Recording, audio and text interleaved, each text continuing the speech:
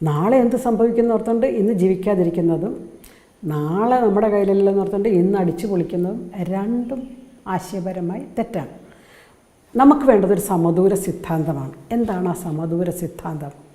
നമ്മൾ അധ്വാനിക്കുക, പണം സൃഷ്ടിക്കുക, പണം മാന്യമായി വിനിയോഗിക്കുക, പണം ക്രിയാത്മകമായി അല്ലെങ്കിൽ സന്തുലിതമായി ബാലൻസ്ഡ് രീതിയിൽ, അത് കുറച്ച് പൈസ you invest in your self എന്ന് ഞങ്ങൾ എക്കണോമിക്സിൽ പറയും. You invest in your self എന്ന് പറഞ്ഞാൽ നിങ്ങളുടെ വരുമാനത്തിൻ്റെ ഒരു വിഭാഗം നിങ്ങൾക്ക് വേണ്ടി മാറ്റിവെക്കുക. മക്കളെ സ്നേഹിക്കരുതെന്നൊന്നും ഞാൻ പറയുന്നില്ല, മക്കൾക്കായി കരുതരുതെന്നൊന്നും അല്ല ഈ ക്ലാസ്സിൻ്റെ അർത്ഥം. ഈ ക്ലാസ്സിൻ്റെ അർത്ഥം മാതാപിതാക്കൾ കുറച്ച് അവരെയും കൂടി സ്നേഹിക്കണമെന്ന് പറയാനാണ്.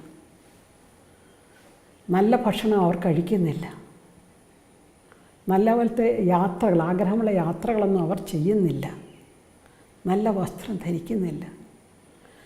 ഞാൻ ഓർക്കുന്നുണ്ട് എൻ്റെ വളരെ വൈറലായ ഒരു ലേഖനം. ആ ലേഖനത്തിൻ്റെ ഹെഡിങ് ഇപ്രകാരമായിരുന്നു: മകൾക്ക് 2000 രൂപയുടെ ചുരിദാർ, അമ്മയ്ക്ക് 150 രൂപയുടെ സാരി. ഈ എക്കണോമിക്സ് ശരിയോ? എൻ്റെ ഒരു അധ്യാപന ജീവിതത്തിലെ അനുഭവത്തിൽ നിന്നാണ് ഞാൻ ആ ലേഖനം എഴുതിയത്. കാരണം ക്ലാസ്സിൽ കുട്ടികൾ വരുമ്പോൾ 2000-ൻ്റെ 3000-ൻ്റെ ഒക്കെ ചുരിദാർ ഇട്ടുകൊണ്ട് വരുന്നത് അടിച്ചു പൊളിച്ച്. ഓപ്പൺ ഹൗസിൽ അമ്മ വരുമ്പോൾ അമ്മ 100 രൂപയുടെ 150 രൂപയുടെ സാരി കൊടുത്ത് വരും. കാരണം എന്താ? ഇനി അമ്മയ്ക്കൊരു 500 രൂപയുടെ സാരി എടുക്കാൻ പറഞ്ഞാൽ പോലും അമ്മ എടുക്കത്തില്ല. എൻ്റെ കൊച്ച്, എൻ്റെ കൊച്ച്, എൻ്റെ കൊച്ച്. അത് വളരെ നെഗറ്റീവായിട്ടുള്ളൊരു അവസ്ഥാവിശേഷമാണ്. അപ്പോൾ അതിലേക്ക് നമ്മൾ ചെന്ന് പെടരുത്.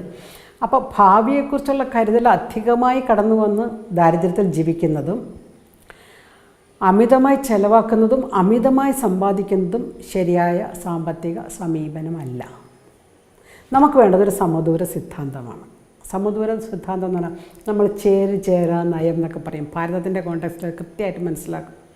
ചേര് നമ്മളൊരു ക്യാപിറ്റലിസ്റ്റിക് എക്കോണമി അല്ല, സോഷ്യലിസ്റ്റ് എക്കോണമി അല്ല, മിക്സഡ് എക്കോണമിയാന്ന് പറയുന്നത് പോലെ പല കാര്യങ്ങളിലും നമുക്ക് ഒരു സമദൂര സിദ്ധാന്തം എളുപ്പമാണ്. എന്നാൽ കുടുംബ സാമ്പത്തിക ശാസ്ത്രത്തിൽ, ഗാർഹിക എക്കണോമിക്സിൽ, എക്കണോമിയയിൽ നമ്മൾ പരാജയപ്പെടുന്നു.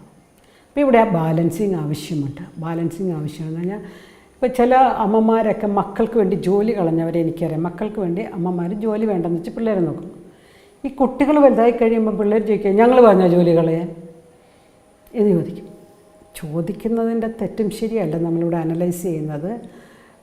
ഒരു സെൽഫ് എസ്റ്റീം ഈ അമ്മയ്ക്കും ആവശ്യമാണെന്നുള്ള പോയിന്റിലേക്കാണ് ഞാൻ വരുന്നത്. ഒരു self esteem, what are you എന്ന് ചോദിച്ചു കഴിഞ്ഞാൽ ആ സ്ത്രീക്കും ഒരു ഉത്തരം ഉണ്ടാക്കാത്ത വിധത്തിലൊരു സെൽഫ് എസ്റ്റീം ഒരുപക്ഷെ കുട്ടികൾ വളരുന്ന ഒരു സ്റ്റേജ് വരെ ചിലപ്പോൾ ആവശ്യമായിരിക്കാം.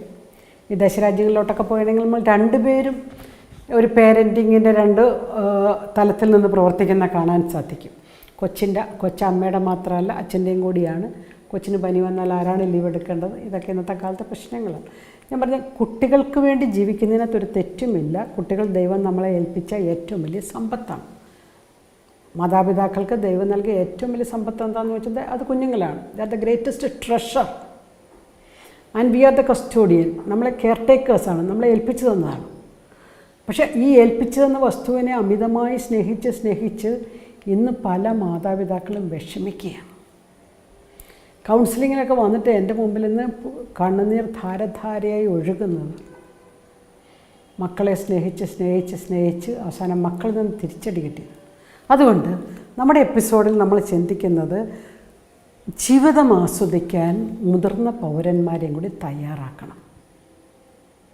ഒരുപക്ഷെ അവരുടെ യൗവനത്തിൽ സാധിച്ചില്ലെങ്കിൽ മക്കൾ അവർക്ക് വേണ്ടി ചെയ്തു കൊടുക്കേണ്ട ഏറ്റവും വലിയ കാര്യം അവരെയും ജീവിക്കാൻ അല്ലെങ്കിൽ ജീവിതം ആസ്വദിക്കാൻ സഹായിക്കുക എന്നുള്ളതാണ്.